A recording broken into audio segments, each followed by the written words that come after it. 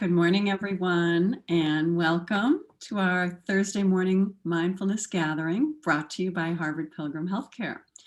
As you all know, this is a place where we invite experienced mindfulness instructors to speak with us about what mindfulness means to them and to talk as a community how we can incorporate these practices into our daily lives. I'm Suzanne Rowe, Palacino, and I am delighted to be here with all of you, along with Tara Healey, our founder and director of Harvard Pilgrim's Mindfulness Program. Good morning, Tara. Good morning, and good morning, everyone. Nice to be with you Nice to on be this coolish morning, a little bit of a break. Yes. Oh my goodness, we had quite the heat wave, and I am Yeah. welcoming the rain. So today, Tara will start us off with a question, as she always does, Yeah. and then lead us in a guided practice. And after that, we'll have time for questions and comments and discussion. So if you can go to the bottom of your page, open up the chat. And as always, you can click down the drop-down menu that says panelists and click on panelists and attendees if you wanted to see all of the comments and questions as they come in real time.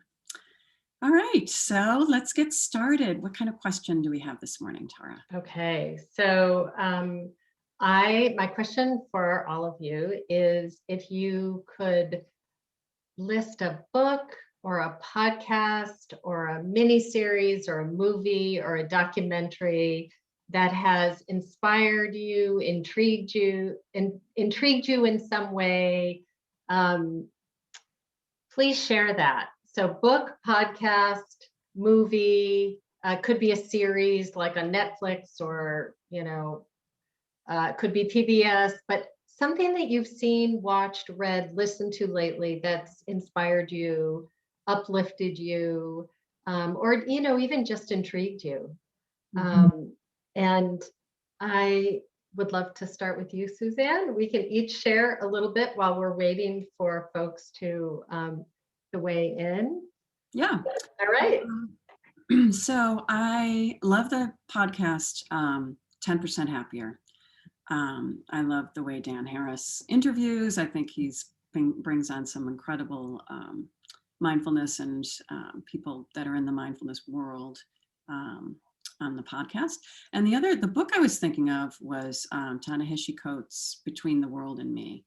That has just been one that I've been recommending to everyone to read about race and his, just raw and inspiring words about growing up as a Black man in Baltimore and his words for his son. So, and if you can hear that, his audiobook, having him read the story is just really, really, it's transformative. So that's one I love. That's great. Yeah, thanks for that tip. And also the audio version. That's always a nice way. It's interesting since being home because of the pandemic and not in the car as much. I have listened a little bit less to like a book, an audio book, but things are opening up. So what do you think, Tara? What's in your mind? Yeah, so a couple things. One, and these are just two recent podcasts. I love podcasts, but two recent ones that I have been loving. One is called 70 over 70, and it's a young guy who's interviewing people who are 70 or older about their life experiences and sharing their wisdom. And he is a superb interviewer. And the guests he has have been really great. So I love that. And the other one is called A Slight Change of Plans. And again, fantastic interviewer. And I think like you were saying about Dan Harris, he's so skilled at that. And that brings out the best in the guests. And on both these podcasts, they've had really good guests. So that's been fun, just really enlightening. I feel like I've learned a lot. So really good. But let me see what people have said. So Cosmos. Hidden Brain on NPR. Oh, heard of that, and I've actually listened to it. Yeah, no, me too. I've got that one. Oh, wow. We have a lot of responses here. Okay. War Room. Movie. Cosmos. Cosmos, possible words. Thanks. Thank you for the shout out, Robin. Cast, that's supposed to be very, very good. Cast is excellent. And I have to say, I've read both of Isabel Wilkerson's books, The Warmth of Other Suns, and I'm not sure which one I like better. They're both fantastic. Brene Brown, Unlocking Us, in her book. Oh, I love Brene Brown. Yeah. Audrey Hepburn. Oh, and Aretha. Nice. 10% too. And Kendi's. Huh. Okay. Yeah, I haven't heard Kendi's podcast. Yeah, no, this is great. I want to make sure I get down a couple that okay. All right. Well, I'm taking some notes too. yeah, no, everybody, like, yeah, I think I love kind of learning what other people are loving that I haven't heard of, and just sharing resources. There's a lot of good stuff out there. So thanks, everyone. And you know what I want to this morning, I have been very much, and I think I've said this before on the podcast too, but really doing much more kind of body awareness, body scan. And so I want to do, lead us this morning's practice as more body centered. And so again, you can sit or stand, whatever feels like it's going to serve your body best this morning. You know, if you're sleepy, standing is a good practice, but whatever you feel like. And just take a minute to kind of stretch a little bit and kind of prep for being still. And as you feel ready, just assume a posture that feels best for you this morning. And always remember, eyes can be open or closed, whatever feels most comfortable for you. It's they don't have to be closed, but if they're open, you want to help to remove distraction around you. So you gaze down a little bit. But everybody begin with a deep breath in through the nose, doubly exhalation as a way to settle any surface tension. So just do a couple of those.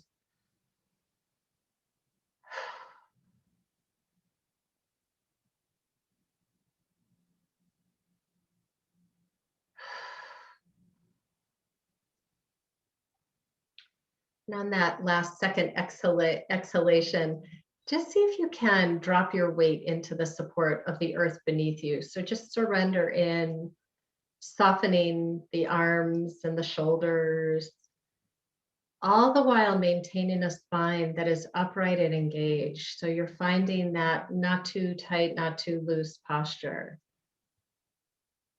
And just allow your body to adjust to this engaged, alert, upright posture. Just with a wide angle lens of attention over your whole body, and just noticing the physical expression from your activity so far. So it could be pulsing or vibration, points of contact. So just take a moment to just kind of feel inward, notice what's happening, and just receive it.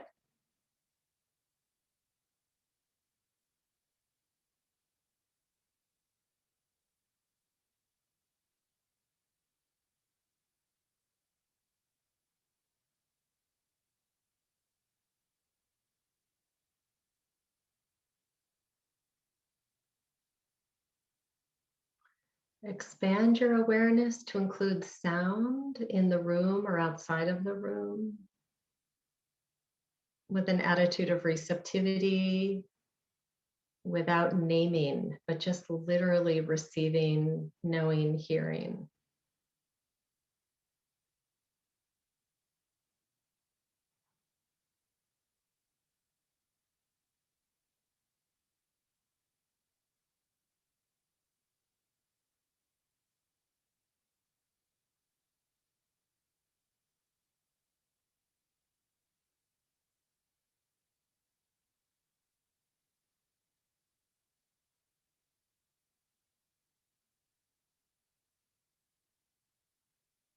And as you feel ready, begin to bring the awareness back inward, still allowing, of course, the sound to be occurring, and that is in the background. And bringing awareness to the very top of the head, and aware of sensation or lack of sensation.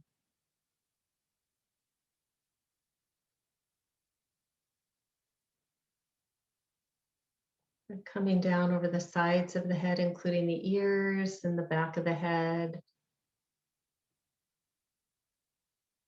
isolating this part of the body in your field of awareness.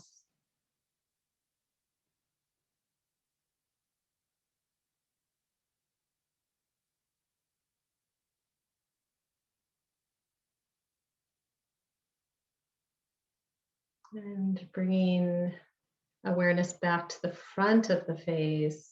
So the forehead and the eyes, the nose, the cheeks, the jaw, and mouth, and chin.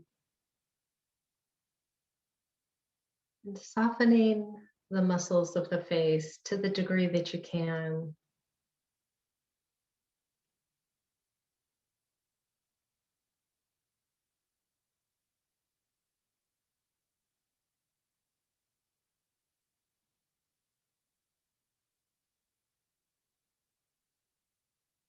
Bringing awareness down now over the neck. So the front and the back and the sides.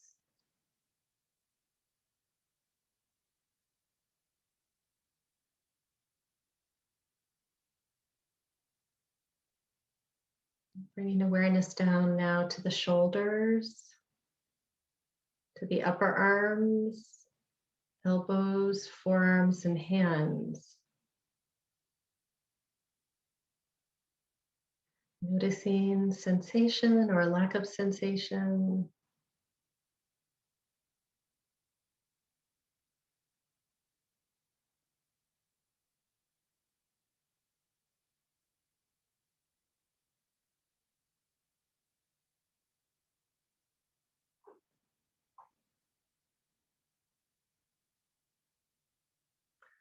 And bringing awareness now to the torso. So the entire front of the body, the back of the body, internally, just aware of sensation, receptive, and allowing.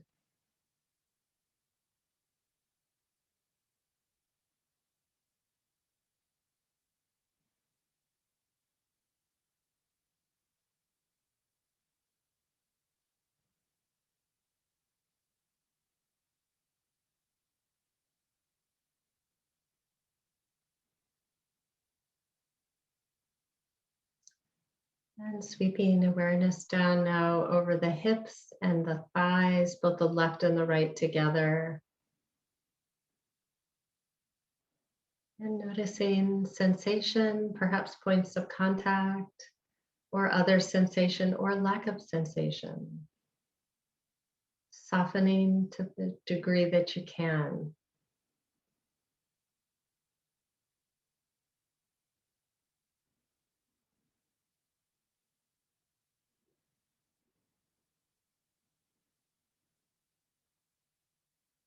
Bringing awareness now down to the knees.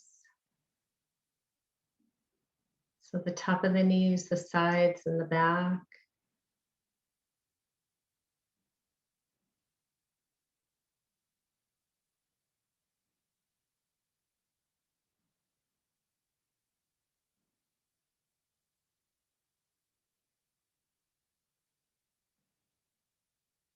Coming down now over the calves and the shins.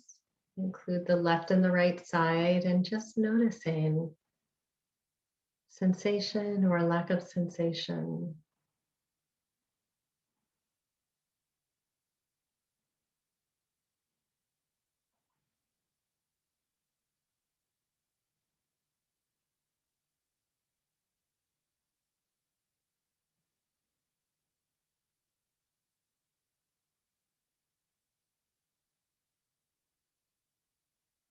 And the ankles, the left and the right, the tops of the feet, including the toes, the bottom of the feet, and the heels.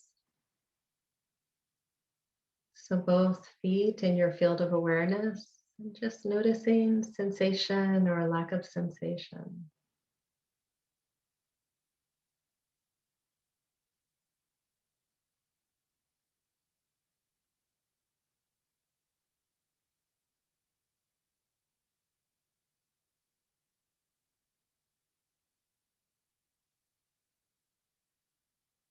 And releasing the feet, coming back to whole body awareness. Seeing if there's any difference between when we started with the whole body awareness and moving through different body parts with awareness. Could be the same, which is totally fine. You might notice something a little different, either increased or decreased. It's all good, whatever you're noticing. We're not trying to make anything special happen. Simply trying to see if we can be with what is happening.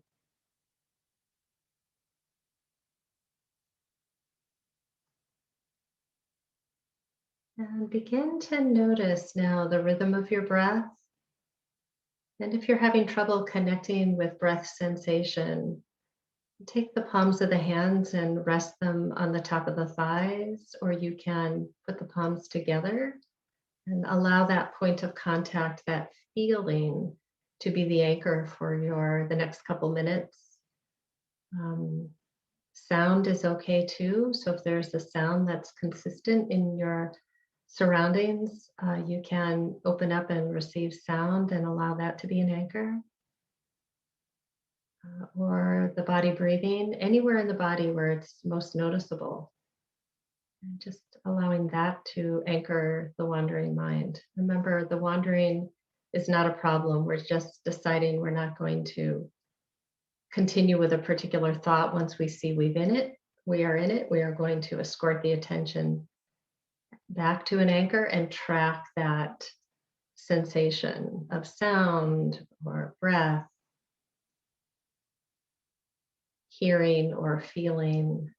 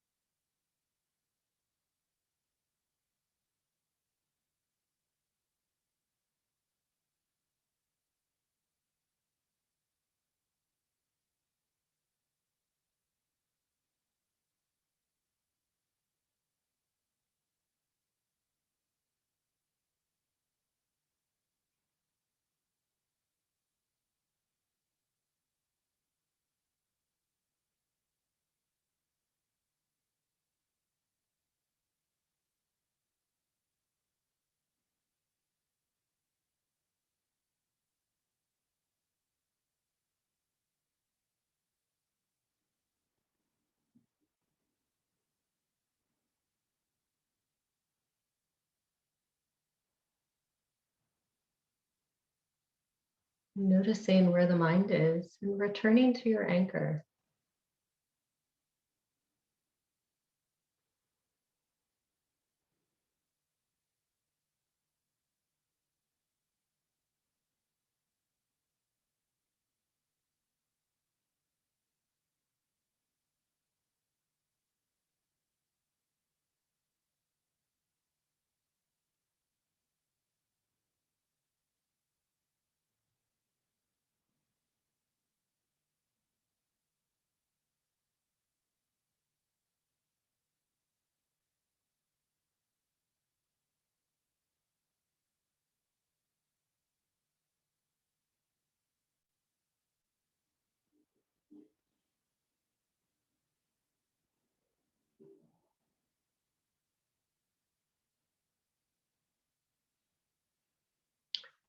And as you feel ready, just taking a moment to, if your eyes were closed, open the eyes and take a moment to engage in the room that you're in or around the room and reorient. And As you feel ready, maybe take another deep breath and do a bit of a stretch.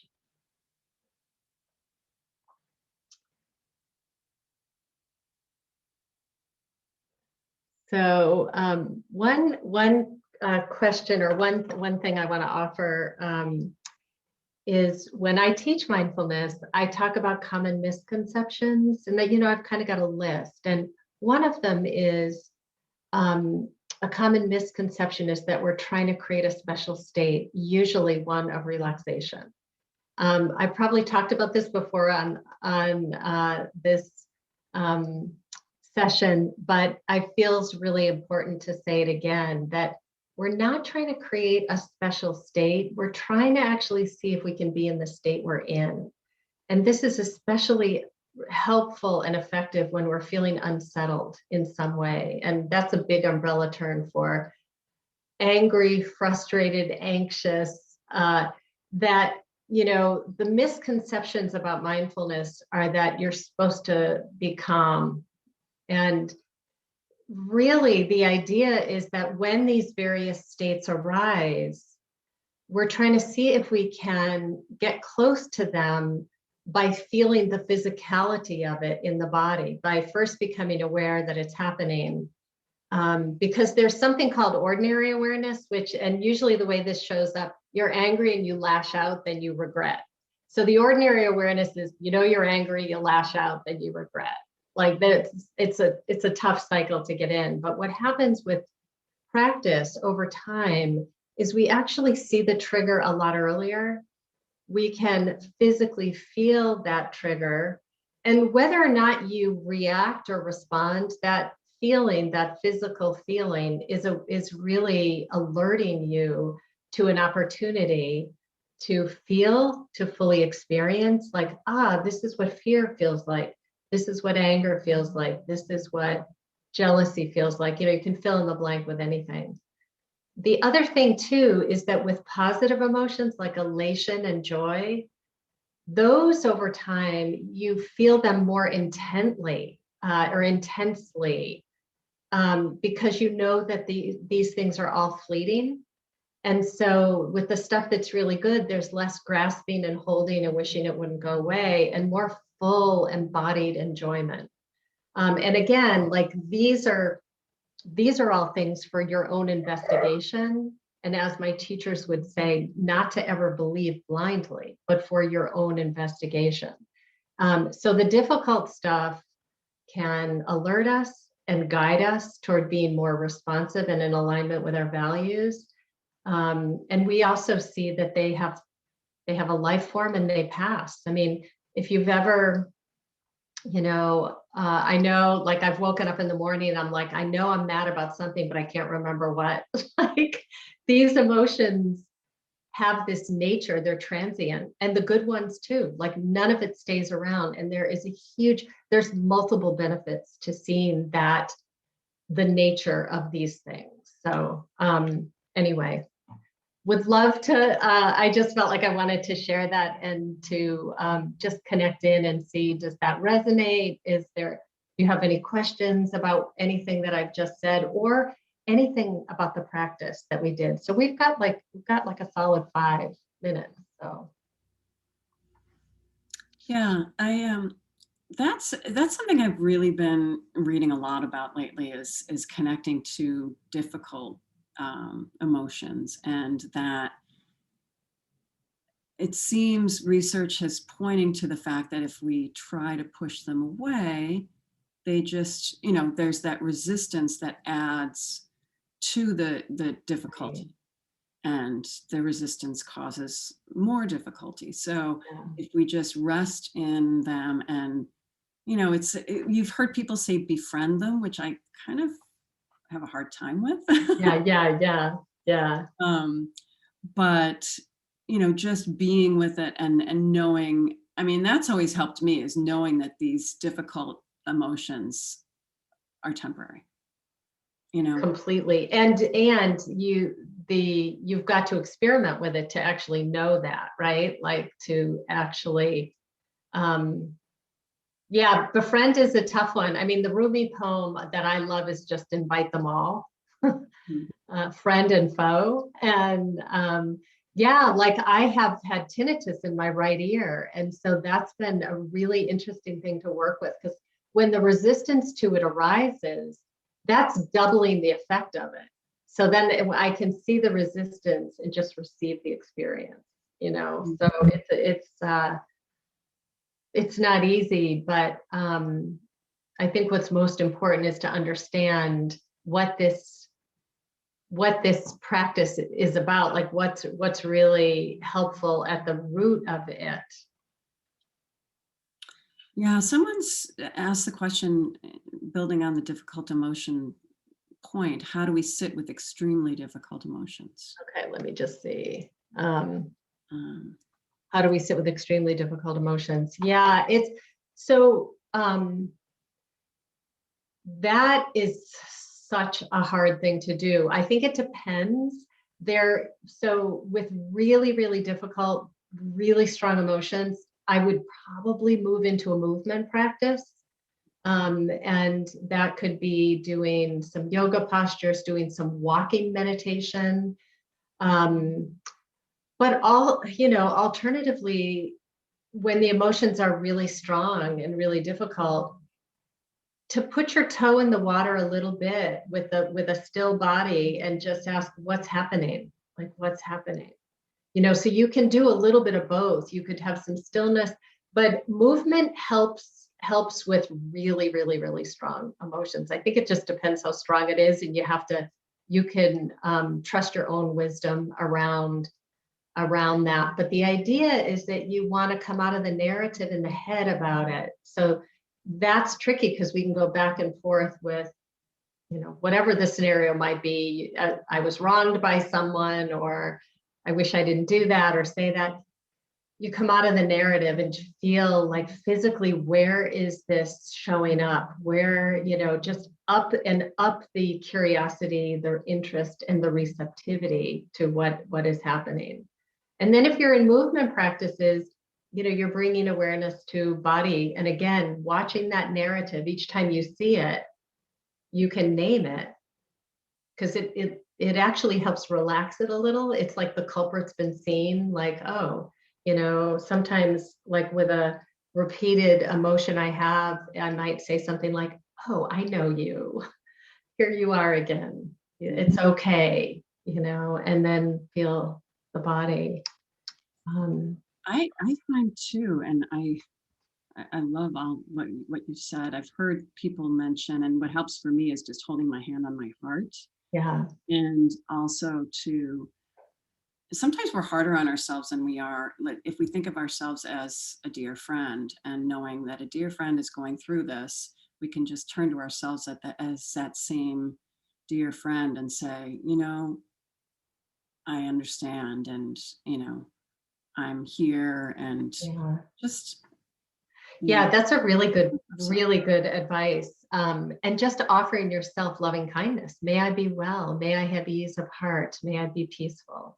Even if you don't feel it, and then again, that's the idea, is that we do these practices without expectation that something's going to happen. And we do it to just see what happens and have some degree of trust, patience. But yeah, Suzanne, thanks for that. So I think some combination of seeing what degree can you actually come out of the narrative and feel what's happening physically and find it in the body and just let it be, along with some movement, and then offering loving kindness. That, yeah, you don't have to do it all at once. mhm, But, yeah. yeah, wonderful. That's a great discussion, because it's all related to our body, and how we connect to our bodies, and how we support ourselves.